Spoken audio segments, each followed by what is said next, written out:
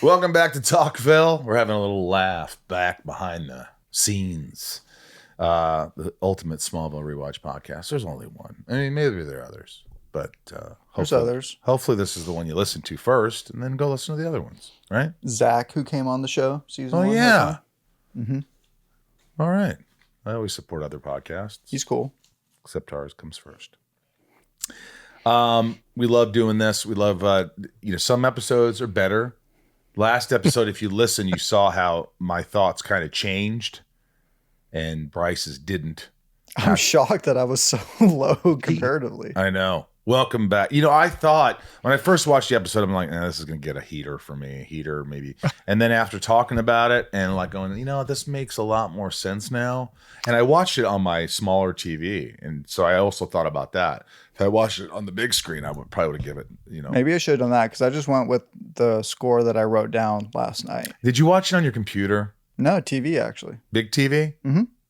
All right. Big enough. Well, and full transparency, I sent an internal email to all of us saying, I'm looking forward to how much Rosenbaum's going to hate Relic. And I didn't. I feel like that's a way to flip it for Michael. If you tell him this one's really going to suck, then he'll find some redeeming things about it. Be like, no, they thought I was going to hate it. It wasn't bad. In fact, I text Tom and I said, it's going to be fan ass dick. Like I was ready to explode with bombs, but I didn't. The Rosenbaum factor increased. Well, there's a little bit of shtick in you that's like, make me like you. Why should I like you? That's sort of your angle. Yeah, that's exactly with movies. Like, for instance, I'm a snob. I mean. Like people are saying, "Oh, Barbie, it's great." I'm just not going to see Barbie. I don't care what message it has. I'm not seeing a movie called Barbie. I'm not going to see G.I. Joe. I'm not into that stuff. But it's actually really funny. I'm sure it is. I'm not watching it. I'm not watching Succession. You know why? Listen, I know it's probably the best show in the history of shows. Yeah, the reason I don't want to watch it is because I lived through family dysfunction. I don't need more of that in my life. That's it. It's also like when you tell me, Tom, you got to watch Critters 4. I'm like, I don't watch Critters 4, but I do like. Well, I don't even know if there's a Critters 4. Look, I'm not saying my opinion is better than anybody else. I'm hard to please, and I'm very set in my ways, like an old man. And I like horror movies. I like documentaries. I like UFO shit. The thing that just came out. It's a lot of big stuff. I'm continuously confused as to why you're single as a result of all that. Well, I don't doubt it. Socials. Our socials are at Talkville Podcast on Facebook, Instagram, YouTube, and TikTok. Talkville Pod on Twitter. If you didn't get a chance to call into the hotline, please do.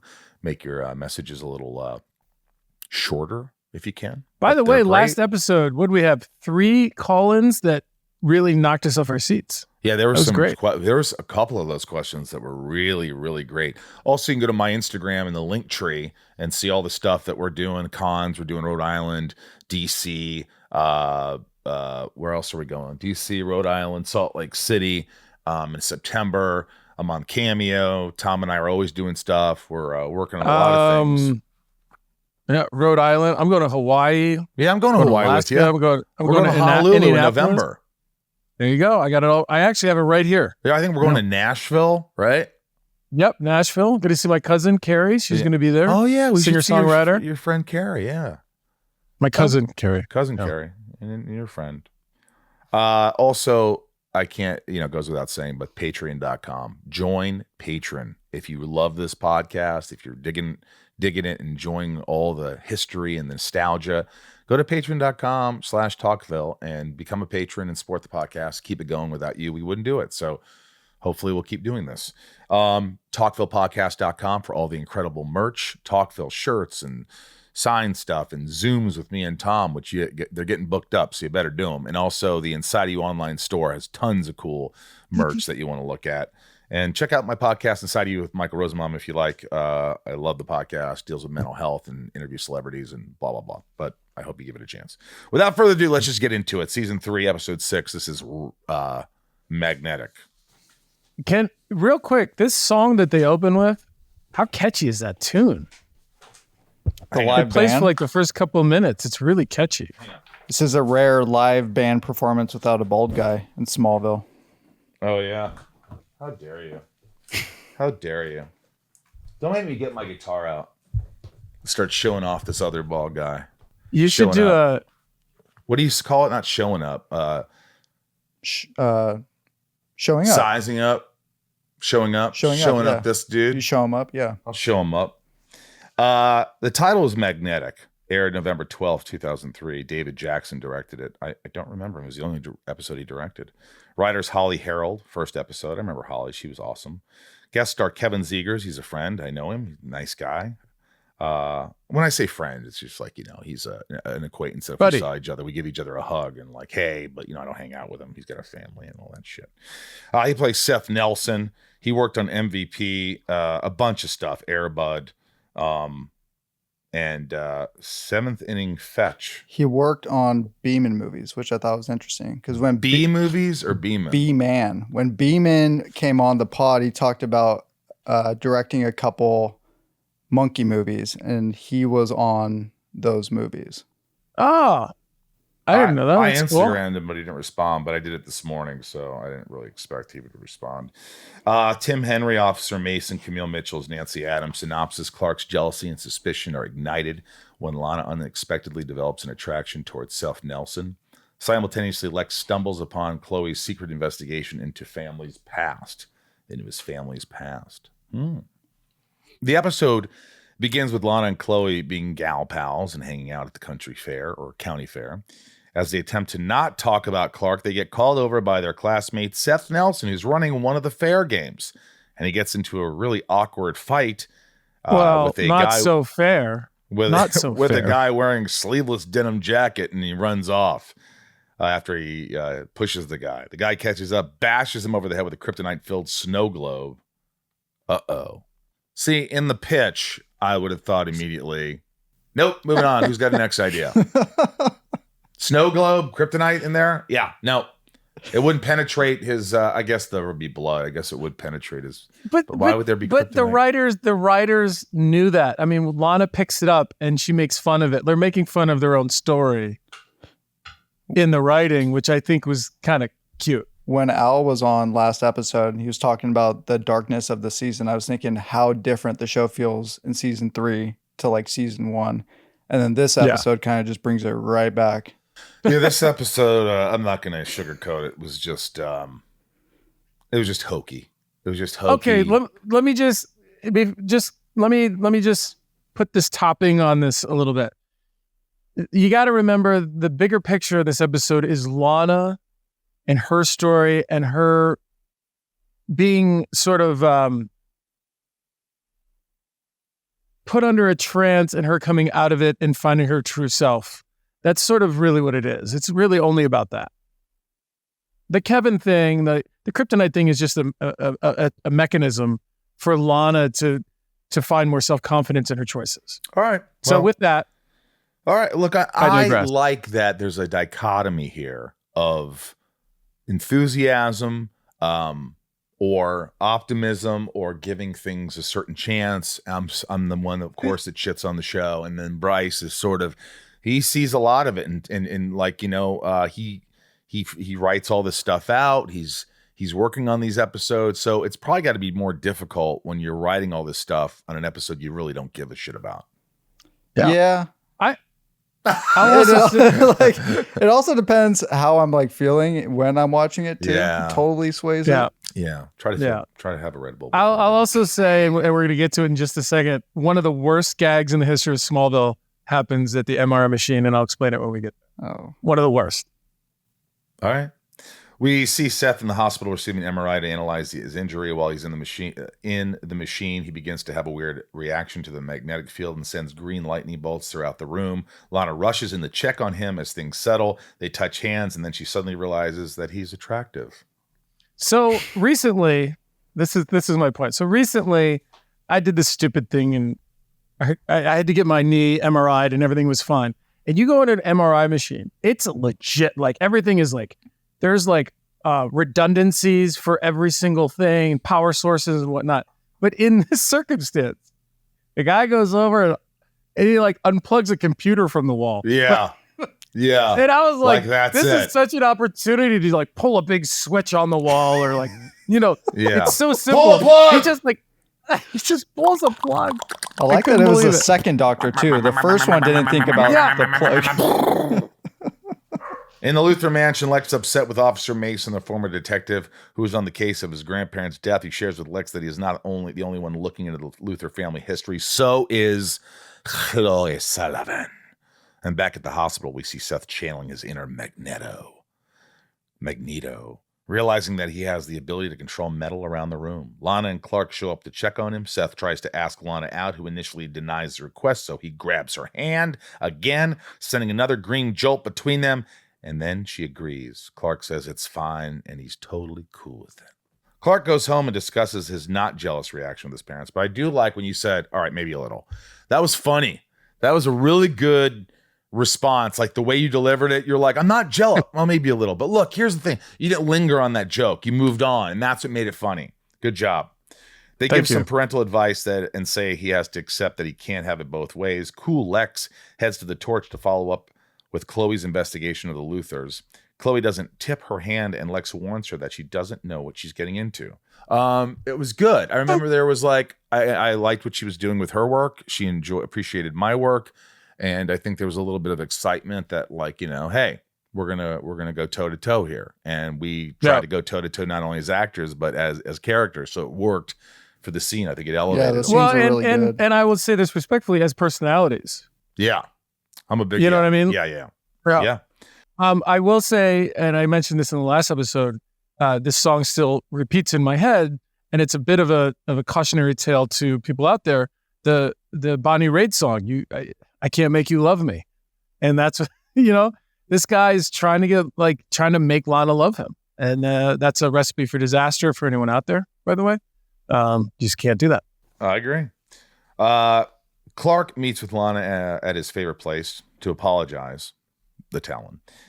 He admits he was indeed jealous, and Lana admits that she doesn't know even why she agreed because there aren't any sparks. In this scene, as Lana is refilling the sugar around the Talon, they play the line from the song Over You that says, your words are like honey, so sweet and so thick, but I've OD'd on your sugar.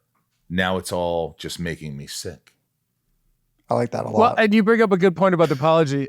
At some point, Lana has to turn around and be like, Clark, why do you always apologize to me when I'm at work? Can't you see I'm busy? Like, it's so selfish to interrupt someone at work to apologize. Seth, whose head scar has magically healed now, shows up for his date with Lana. She tries telling him that she can't go anymore until, guess what? He touches her shoulder and reignites her interest. They head to the fair for some after-hours fun, being tailed by Clark, who hasn't listened to his parents, obviously. Seth takes Lana around the park and shares his freak powers. Instead of being scared, Lana appreciates his honesty and is mesmerized. Jeez, Clark. That's what Clark is jealous about. Yeah, maybe he should rethink things. I think he should come clean at the end of this episode. If he's hearing all this shit, he sees how she reacts. Well, but she reacts when she's kind of high on that magnetic touch. That's true. So maybe not. Because Clark wants to be like, oh, so he's got this one thing? I got like 5 things. Yep. Check me out. I think Bryce just went to a half a bomb from a bomb after that comment. They hit the Ferris wheel, start making out. No things get weird when Seth uses his powers to begin to unzip Lana's jacket. They get stopped mid-ride. Got it. But thankfully, Clark is there to use his strength to get him down. He explains away there by saying, I heard screaming. Talkville is brought to you by ZocDoc. It's the only free app that lets you find and book doctors who are patient-reviewed, take your insurance, are available when you need them, and treat almost every condition under the sun. How many times do we go online and go, oh, there's something wrong with me. And you go down these rabbit holes and you just find all this stuff and you're like, oh my God, I'm dying. You're not. Talk to a professional. They know what they're talking about. And it's so easy now with ZocDoc. Thousands of medical professionals on ZocDoc are there to help you. They listen like a friend and give you the expert care you need. On ZocDoc, finding the doctor that's right for you is seamless. The quality care you need is just a few taps away in the ZocDoc app.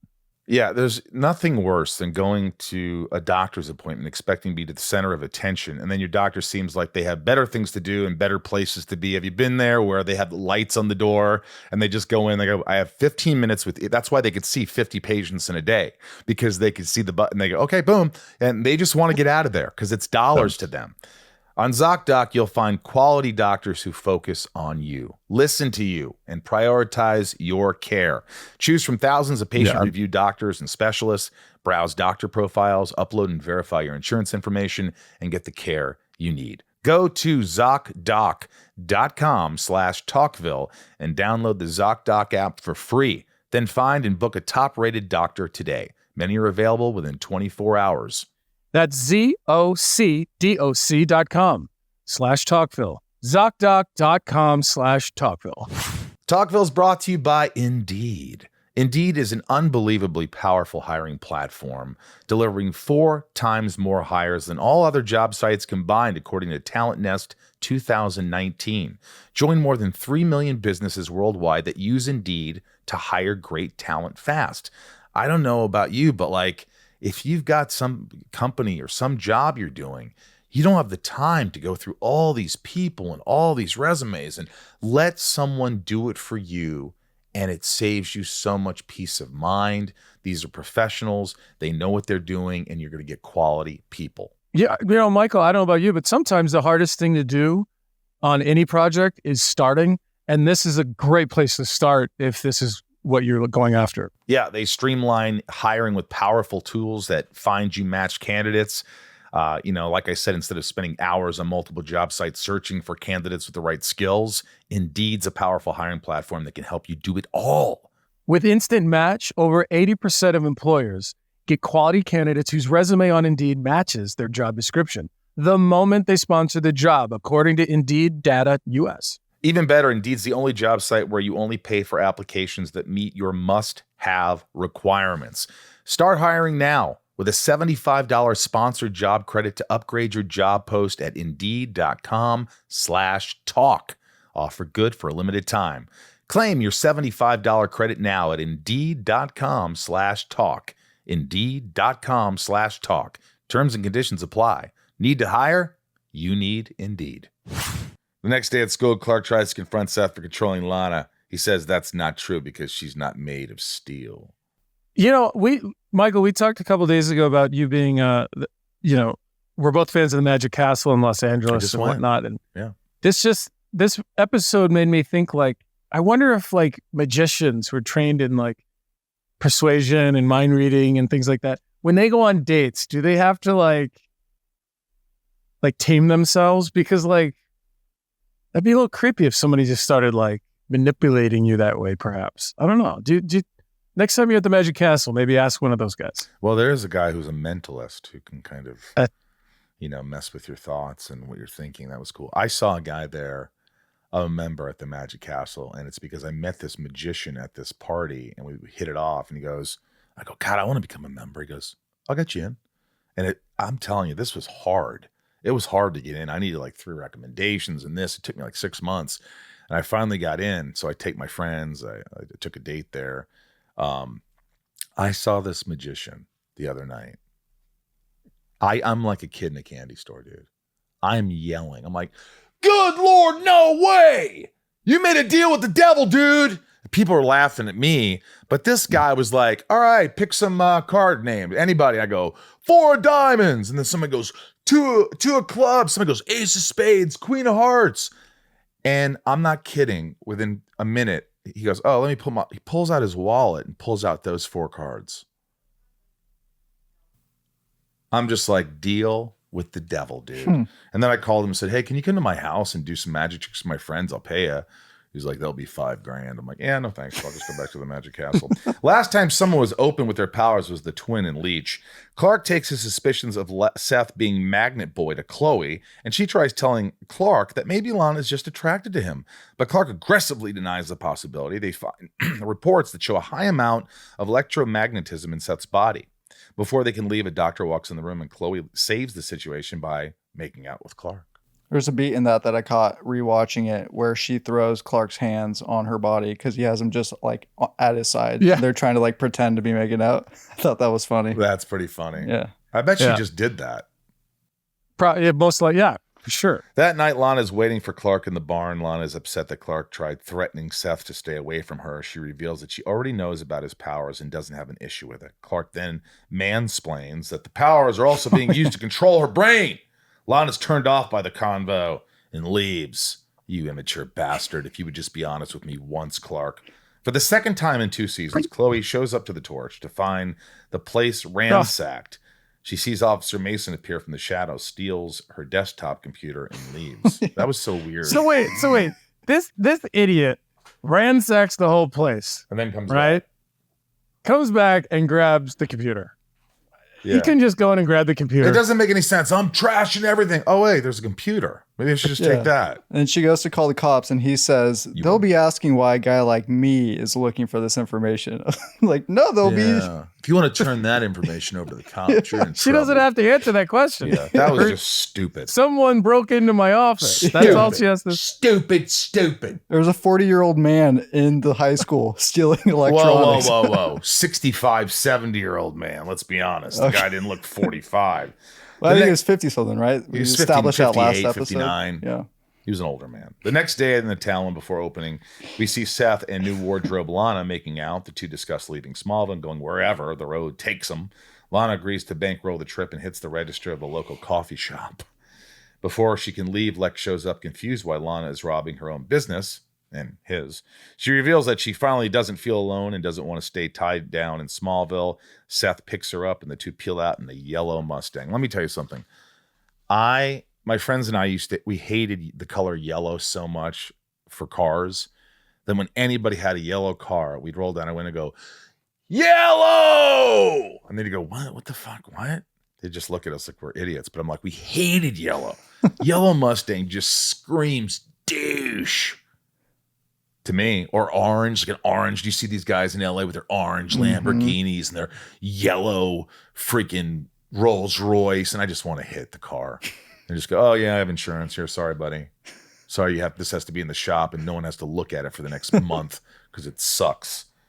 Look at my gray Rivian is taking out your DeLorean. It's black. Your yellow DeLorean.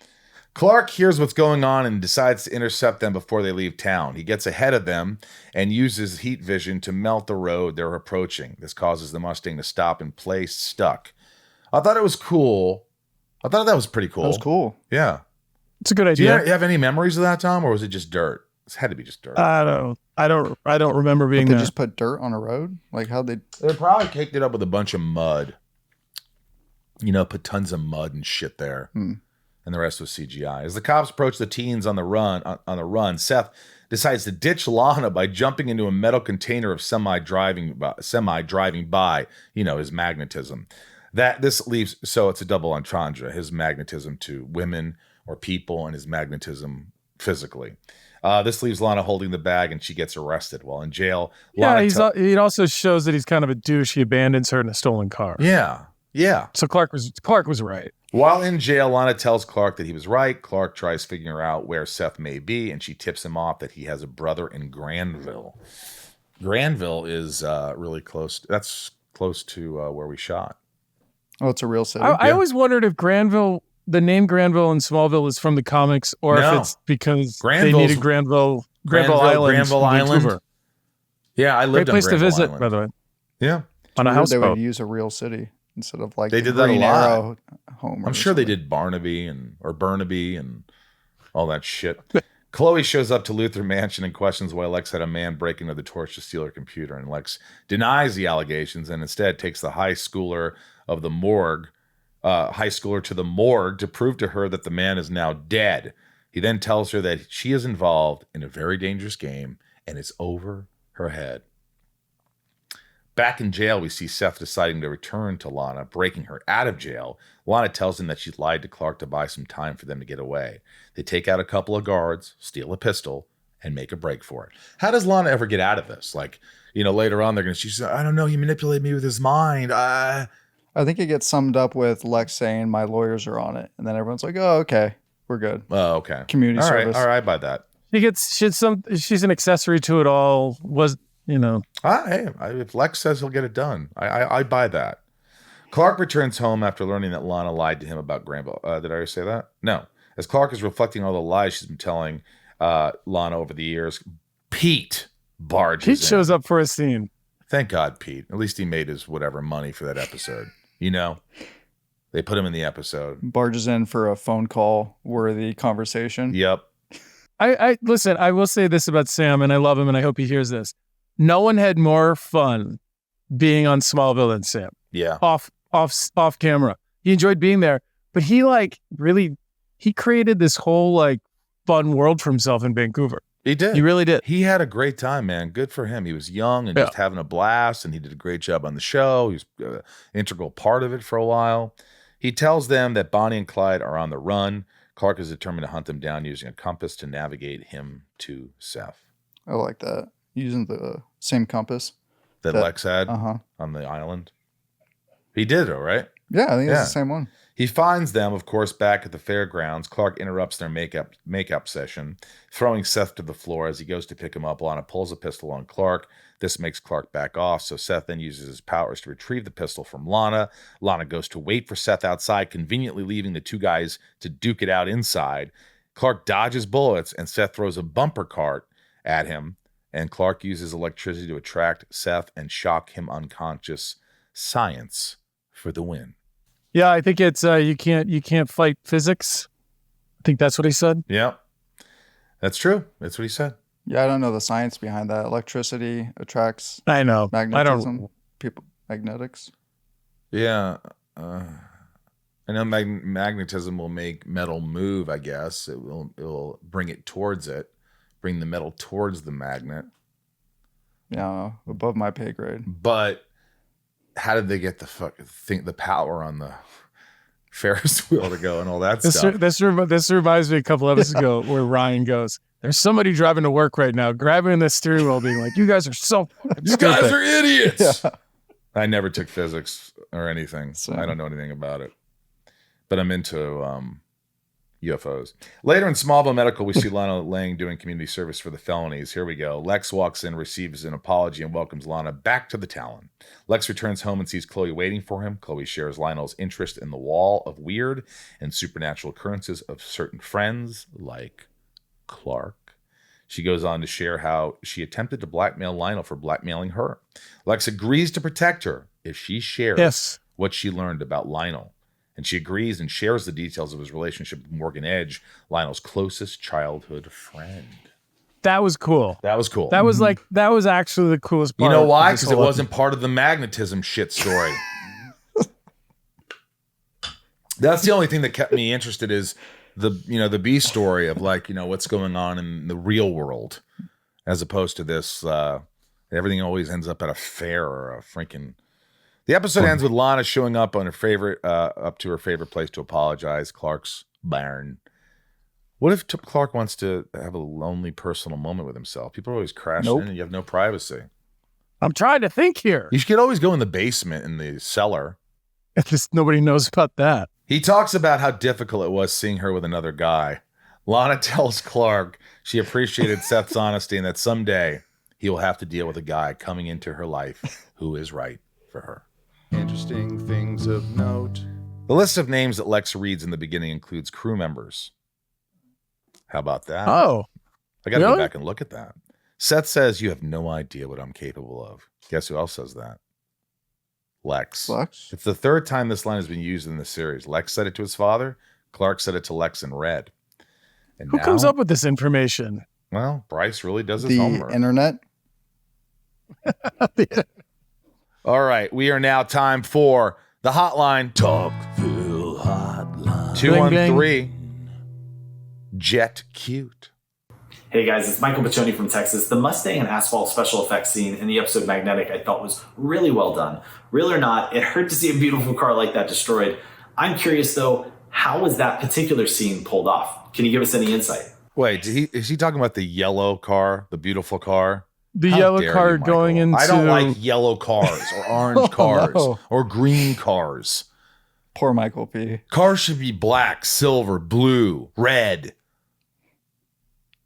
Red? Okay. Red cars are okay. Red's just as aggressive as like not a yellow. as orange. A bright red. Orange or yellow. Red's typical. Like people see a red car, a black car, a silver car, a blue car. Not a yellow. Anybody with a yellow car, I'm sorry, but get a new car. I didn't realize this was such a trigger for you. I'm going to buy you a yellow car. I get so annoyed. Talkville is brought to you by Policy Genius. If you have a family like I do, you know how much your loved ones depend on you. In a worst case scenario, you wouldn't want them to worry about money. A good life insurance plan can give you peace of mind that if something happens to you, your family will have a safety net to cover mortgage payments, college costs, or other expenses, so they can get back on their feet and focus on what's important. And if you already have coverage through work, employer-sponsored life insurance may not offer enough protection for your family's needs, and it won't follow you if you leave your job. Let me tell you from personal experience, it is super satisfying to check life insurance off your to-do list. And getting covered can be even more satisfying when you use Policy Genius. Policy Genius knows how valuable your time is. That's why their technology makes it easy to compare life insurance quotes from America's top insurers in just a few clicks. With Policy Genius, you can find life insurance policies that start at just $25 per month for $1 million of coverage. Some options offer coverage in as little as a week and avoid unnecessary medical exams. Policy Genius has licensed award-winning agents who can help find you the best fit for your needs. They work for you, not the insurance companies. This means they don't have an incentive to recommend one insurer over another, so you can trust their guidance.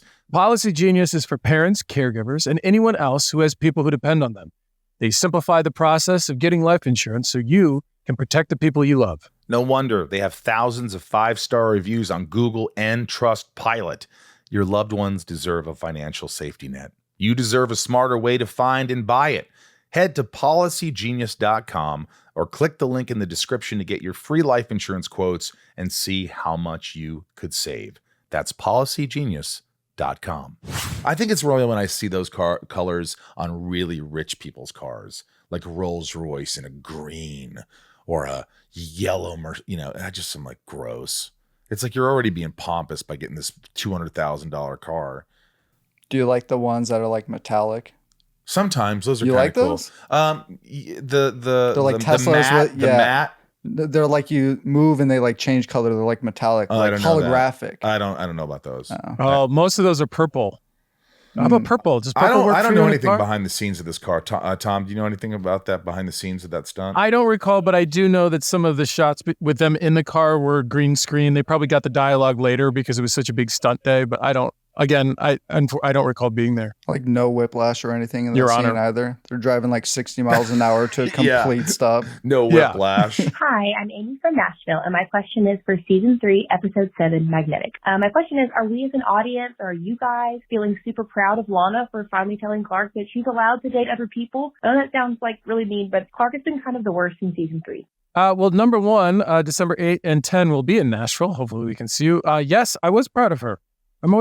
It's great to see characters standing up for themselves and their well-being. Yeah, and I think, she really appreciated that too. She was getting tired. There's nothing worse. I mean, when you watch another actor and you're like, just seeing some strength. Again, we talk about strength and how characters having strength. It's important. Sherry?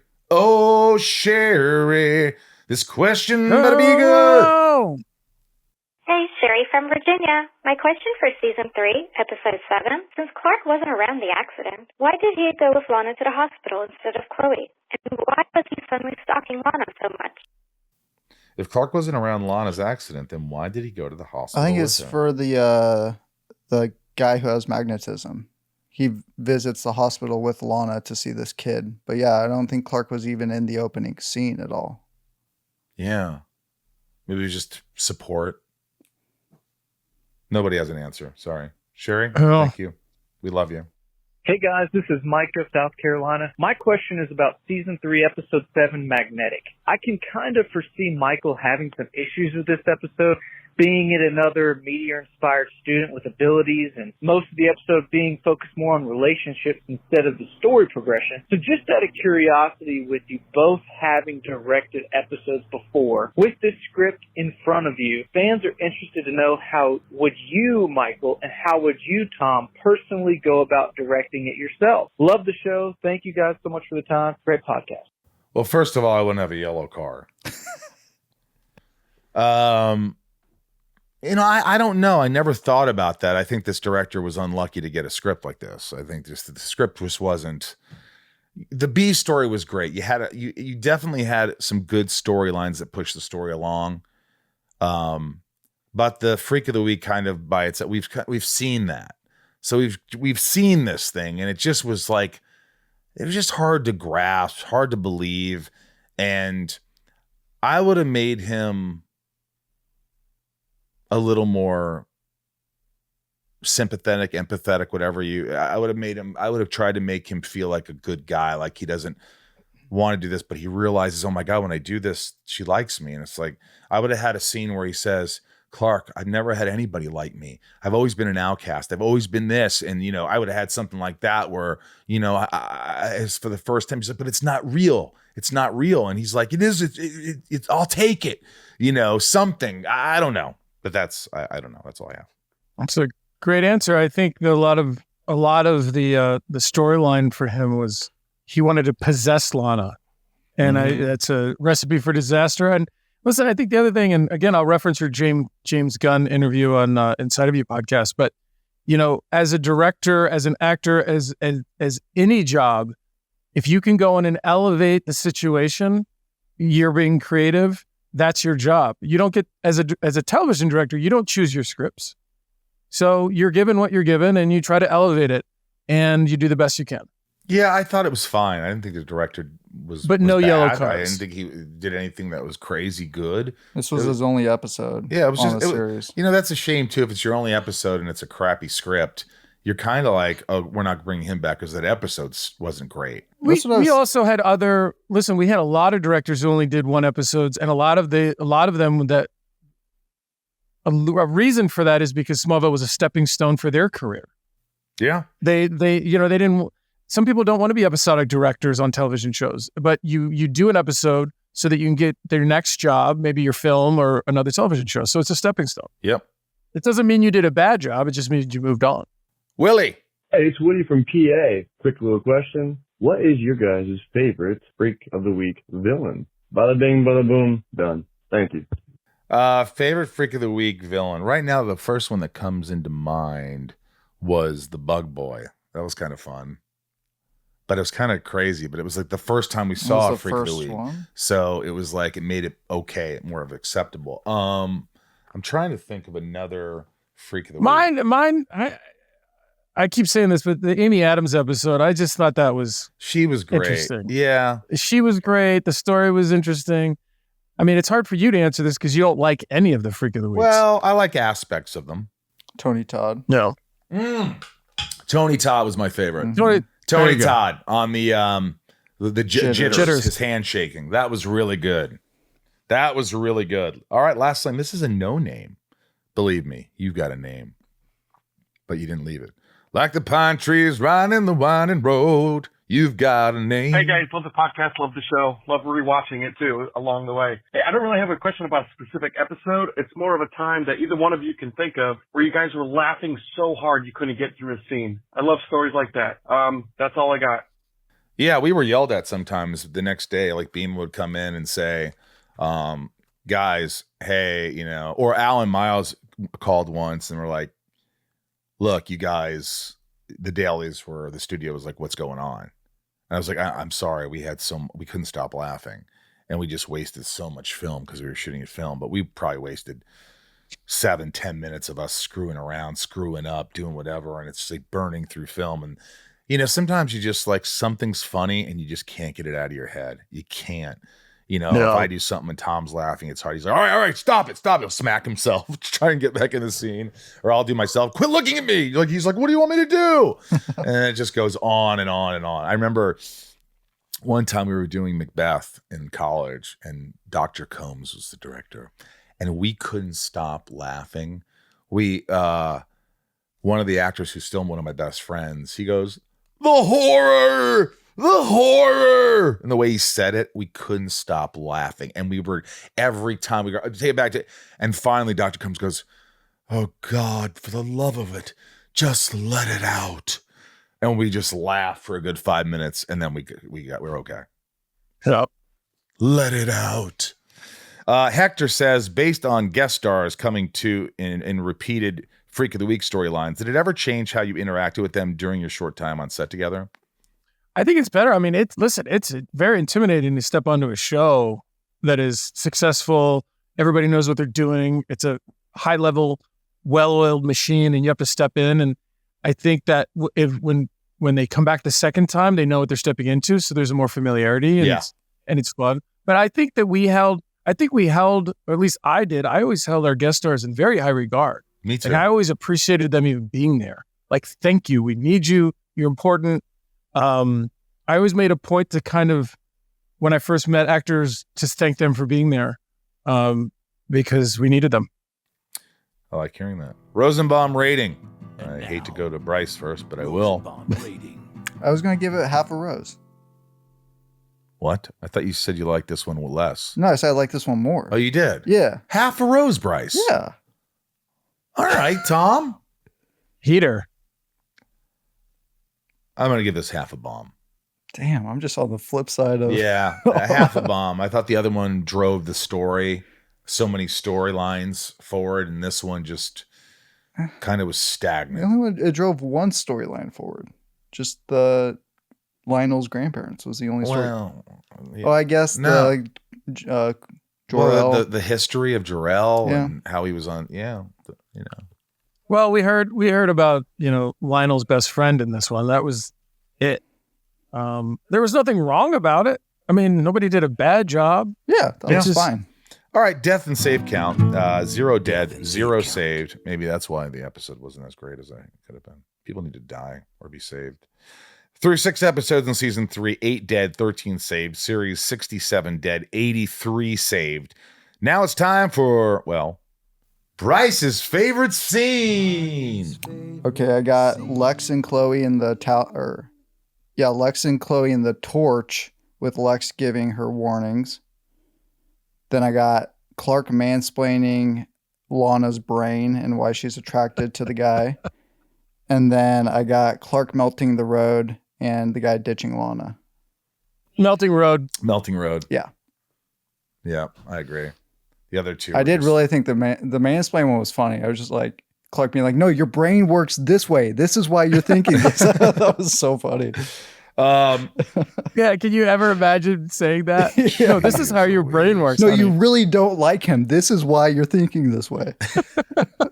Well, look, that's it for this episode. Look, there are good ones. There are not so good ones. There are great ones. There are pretty good ones. We've talked about this. We appreciate you watching the good, the bad, the ugly with us every week. And we appreciate you. Again, Talkville Podcast. Patreon.com/Talkville to join Patreon and support the podcast. We need your help. And we appreciate it. TalkvillePodcast.com for merch, Inside of You online store for other merch. And next week is a breakthrough episode, I believe. That's how Bryce put it down here. It's going to be a big deal. Season 3. We should make a big deal out of it. Season 3, episode 8. This one's called Shattered. I want you to know that I was in a lot of pain during this episode. I was going through a tough time. There's a lot of stuff to talk about. I think when it aired, this one aired in November. The next one airs in January. So they gave people like a month between the episode, and then they came back with this one. It's a huge episode. Yeah, there's a lot of stuff going on, a lot to talk about next episode. Mm-hmm. So hopefully we get Alan Miles to pop in on that one. We will. Milestone episode. Let's take the discussion online. Let us know your thoughts on the episode on our socials at Talkville Podcast, at Talkville Pod. Write a review. If you're watching on YouTube, write a review, do whatever, subscribe, tell your friends, get people to listen, to watch. Show the support again by joining patreon.com/Talkville. And if you want more information like merch from the show or our hotline number, you can find all that in the description. Thanks for joining us. Tommy, it's been a good time. Thanks for having me. Bryce, thanks for being here and supporting the podcast. Driving up an hour to help us out today. Yep. Ryan, I hope you're out there okay somewhere. Hope you and your dad are having a good time, a good bonding experience, Ryan. Hope you're pitching so mad. Remember, folks, always hold on to Smallville. We'll see you later. Patreon.com/Talkville. Top tiers get their names shouted out, and they deserve that and more. Thank you for the support.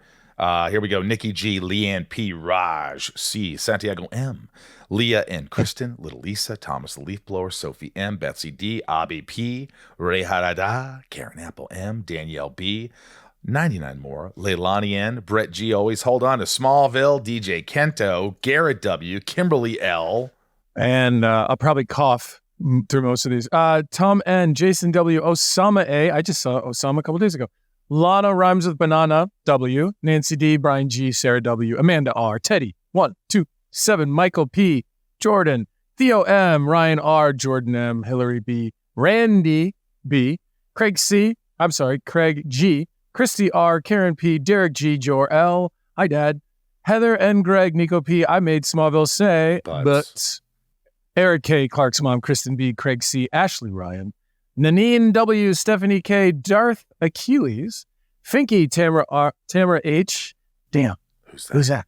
Jeanette E, Deadvid, General Zod, Big D, Doug R, Carlos C, Tommy Z, Boston 68, Ken G, Isabel, I'm hogging all of these, Corey L, Mr. Home Arcade, Amanda K, Jesse C, Claire M, D Brown, Karenira M. That's correct. Eldon Supremo, Leslie V, Mick Burtz, Ginger Moose, Christopher S, Michelle M, Drew, Brittany S, Marisol P, Veronica Q, Sebastian F, Sourpuss C, Matthew and Lincoln B, David G, Carol B, The Coopers, Marion Louise L, C Geo, Cindy C, Nikki L, Shannon Fofanin M, Brian S, Tina E, Matt R, Anthony R, Jen T, Jess D, Castle B, Cassie B, Felicia R, Danny M, DS _ RN, and JS. Couldn't do it without you. Do you have to say underscore? Like, do you have to? Can't you just say DS the RN? Like, is that an important thing? I think you could probably do that if you wanted. I didn't, but you could do that if you want to. Next time you'll read DS _ all right. DN, whatever. You know what I mean? I would just say DS the RN. We'll tune in for next time. Yeah, maybe we'll say that. We love you guys. Thanks, Tommy. Thank you.